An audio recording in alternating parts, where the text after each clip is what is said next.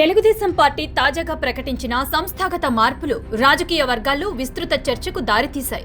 ముఖ్యంగా ఈ మార్పుల్లో అత్యధికంగా దృష్టిని ఆకర్షించిన పేరు రాజేష్ కిలారు. ఇప్పటివరకు పార్టీ లోపల వ్యూహాత్మకంగా కీలక పాత్ర పోషిస్తూ నిశ్శబ్దంగా తన బాధ్యతలను నిర్వహించిన ఆయనకి ఇప్పుడు జాతీయ ప్రధాన కార్యదర్శి పదవి దక్కడం విశేషంగా మారింది. ఈ పదవిలో ఇంతవరకు నారా లోకేష్ కొనసాగుతుండగా ఇప్పుడు ఆ బాధ్యతలను రాకేష్ కిలారు చేపట్టడం పార్టీ అంతర్గత శక్తి సమీకరణాల్లో వచ్చిన మార్పును స్పష్టంగా సూచిస్తోంది. పార్టీ అంతర్గతంగా చూస్తే ముఖ్యమంత్రి చంద్రబాబు నాయుడు మరియు నారా లోకేష్ తర్వాత అత్యంత ప్రభావవంతమైన వ్యక్తిగా రాకేష్ కిలారు పేరు వినిపిస్తోంది.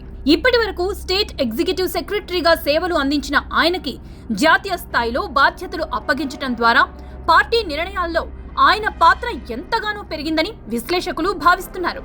రాజేష్ కిలారు రాజకీయ ప్రయాణం కూడా ఆసక్తికరంగా ఉంది.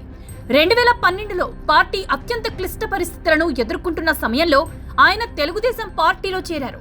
అయితే నారా లోకేష్తో ఆయనకి ఉన్న పరిచయం అంతకు ముందే ఏర్పడింది.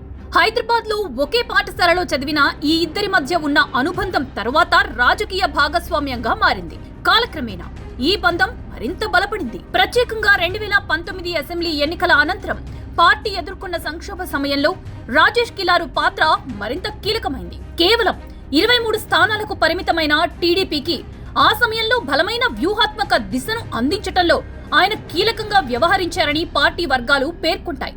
అదే సమయంలో నారా లోకేష్ చేపట్టిన సుమారు 3000 కిలోమీటర్ల యువగళం పాదయాత్ర వెనుక కూడా రాజేష్ కిలారు ప్రధాన వ్యూహకర్తగా ఉన్నారని సమాచారం. ఆ పాదయాత్ర పార్టీకి తిరిగి ప్రజల్లో గుర్తింపు తీసుకురావడంలో కీలక పాత్ర పోషించింది. ముఖ్యంగా లోకేష్ ఇమేజ్లో వచ్చిన మార్పుకి కూడా ఈ యాత్ర ప్రభావం ఉన్నదన్న విశ్లేషణలు చూపిస్తున్నాయి. ప్రస్తుతం టీడీపీ మళ్లీ అధికారంలోకి వచ్చిన తర్వాత కూడా పార్టీ మరియు ప్రభుత్వ కీలక నిర్ణయాల్లో రాజేష్ కిలారు ప్రభావం గణనీయంగా కొనసాగుతోందని అంటున్నారు. ముఖ్యమైన నిర్ణయాల సమయంలో లోకేష్ ఆయన అభిప్రాయాన్ని పరిగణలోకి తీసుకుంటారని సమాచారం. ఈ నేపథ్యంలో ఆయనకి జాతీయ ప్రధాన కార్యదర్శి పదవి ఇవ్వడం కొత్త పరిణామం కాకుండా ఇప్పటి వరకు ఆయన నిర్వహించిన బాధ్యతలకు అధికారిక గుర్తింపుగా భావించవచ్చు. ఇకపై ఆయన కేంద్ర మంత్రి రామ్మోహన్ నాయుడు, ఎంపీ డాక్టర్ బైరెడ్డి శబరితో కలిసి పనిచేయనున్నారు. ఈ ముగ్గురు 40 ఏళ్లలోపు వయస్సులో ఉండటం గమనార్హం. ఈ నియామకాల ద్వారా తెలుగుదేశం పార్టీ స్పష్టమైన సందేశాన్ని ఇస్తోంది. భవిష్యత్తు నాయకత్వం యువత చేతుల్లోనే ఉండాలి అన్నది, పనిచేసే వారికి ప్రాధాన్యం అనే నారా లోకేష్ సిద్ధాంతం ఇప్పుడు ఈ సంస్థాగత మార్పుల్లో ప్రతిఫలించినట్లు కనిపిస్తోంది. ఇటీవల పార్టీ కార్యక్రమాల్లో కూడా కష్టపడి పనిచేసే కార్యకర్తలకు ప్రాధాన్యం ఇవ్వడం ద్వారా ఈ విధానాన్ని అమలు చేస్తున్నట్లు స్పష్టమవుతోంది.